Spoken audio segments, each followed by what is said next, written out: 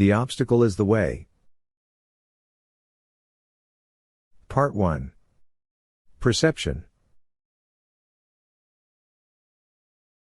Recognize your power. Choose not to be harmed and you won't feel harmed. Don't feel harmed and you haven't been. Marcus Aurelius. Rubin Hurricane Carter, a top contender for the middleweight title, at the height of his boxing career in the mid-1960s, was wrongly accused of a horrific crime he did not commit, triple homicide. He went on trial, and a biased, bogus verdict followed, 3 life sentences. It was a dizzying fall from the heights of success and fame. Carter reported to prison in an expensive, tailored suit, wearing a $5,000 diamond ring and a gold watch. And so, waiting in line to be entered into the general inmate population, he asked to speak to someone in charge. Looking the warden in the eye, Carter proceeded to inform him and the guards that he was not giving up the last thing he controlled, himself. In his remarkable declaration, he told them, in so many words, "I know you had nothing to do with the injustice that brought me to this jail, so I'm willing to stay here until I get out. But I will not, under any circumstances, be treated like a prisoner because I am not and never will be powerless." Instead of breaking down as many would have done in such a bleak situation, Carter declined to surrender the freedoms that were innately his attitude, his beliefs, his choices. Whether they threw him in prison or threw him in solitary confinement for weeks on end, Carter maintained that he still had choices that could not be taken from him even though his physical freedom had been. Was he angry about what happened? Of course. He was furious. But understanding that anger was not constructive, he refused to rage. He refused to break or grovel or despair. He would not wear a uniform, eat prison food, accept visitors, attend parole hearings, or work in the commissary to reduce his sentence. And he wouldn't be touched. No one could lay a hand on him, unless they wanted a fight. All of this had a purpose. Every second of his energy was to be spent on his legal case. Every waking minute was spent reading law books, philosophy, history. They hadn't ruined his life, they'd just put him somewhere he didn't deserve to be, and he did not intend to stay there. He would learn and read and make the most of the time he had on his hands. He would leave prison not only a free and innocent man, but a better and improved one.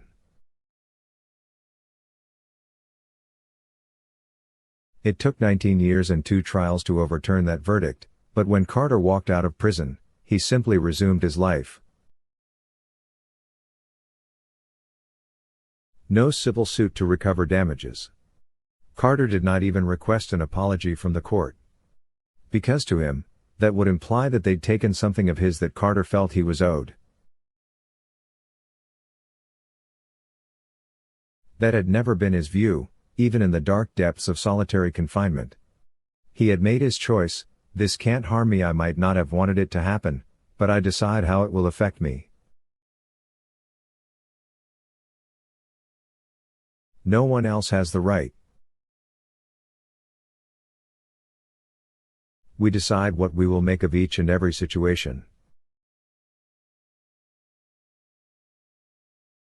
We decide whether we'll break or whether we'll resist. We decide whether we'll assent or reject. No one can force us to give up or to believe something that is untrue, such as, that a situation is absolutely hopeless or impossible to improve. Our perceptions are the thing that we're in complete control of. They can throw us in jail, label us, deprive us of our possessions, but they'll never control our thoughts, our beliefs, our reactions.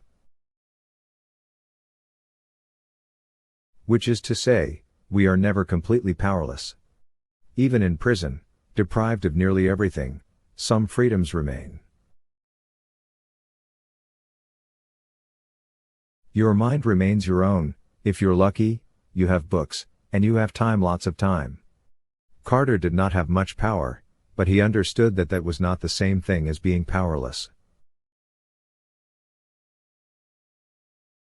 Many great figures, from Nelson Mandela to Malcolm X, have come to understand this fundamental distinction.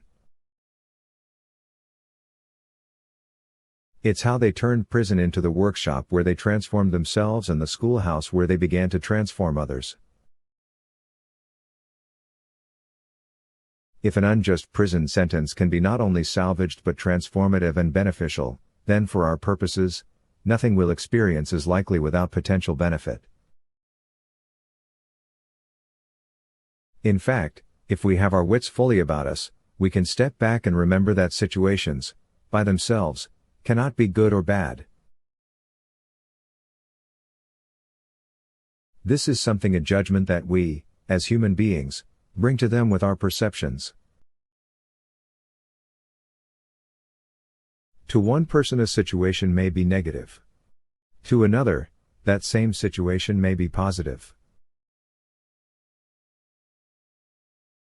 Nothing either good or bad, but thinking makes it so, as Shakespeare put it.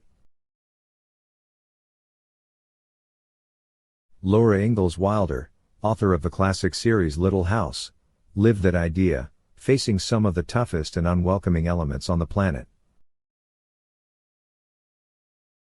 Harsh and unyielding soil, Indian Territory, Kansas prairies, and the humid backwoods of Florida. Not afraid, not jaded because she saw it all as an adventure. Everywhere was a chance to do something new, to persevere with cheery pioneer spirit whatever fate befell her and her husband. That isn't to say she saw the world through delusional rose-colored glasses. Instead, she simply chose to see each situation for what it could be, accompanied by hard work and a little upbeat spirit. Others make the opposite choice. As for us, we face things that are not nearly as intimidating, and then we promptly decide we're screwed. This is how obstacles become obstacles. In other words, through our perception of events, we are complicit in the creation as well as the destruction of every one of our obstacles. There is no good or bad without us, there is only perception. There is the event itself and the story we tell ourselves about what it means. That's a thought that changes everything, doesn't it? An employee in your company makes a careless mistake that costs you business. This can be exactly what you spend so much time and effort trying to avoid. Or, with a shift in perception, it can be exactly what you were looking for, the chance to pierce through defenses and teach a lesson that can be learned only by experience. A mistake becomes training. Again, the event is the same, someone messed up. But the evaluation and the outcome are different.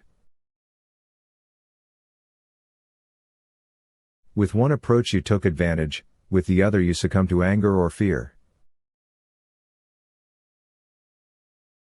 Just because your mind tells you that something is awful or evil or unplanned or otherwise negative doesn't mean you have to agree. Just because other people say that something is hopeless or crazy or broken to pieces doesn't mean it is. We decide what story to tell ourselves. Or whether we will tell one at all.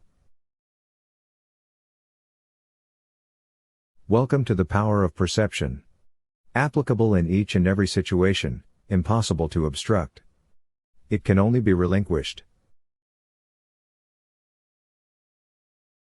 And that is your decision.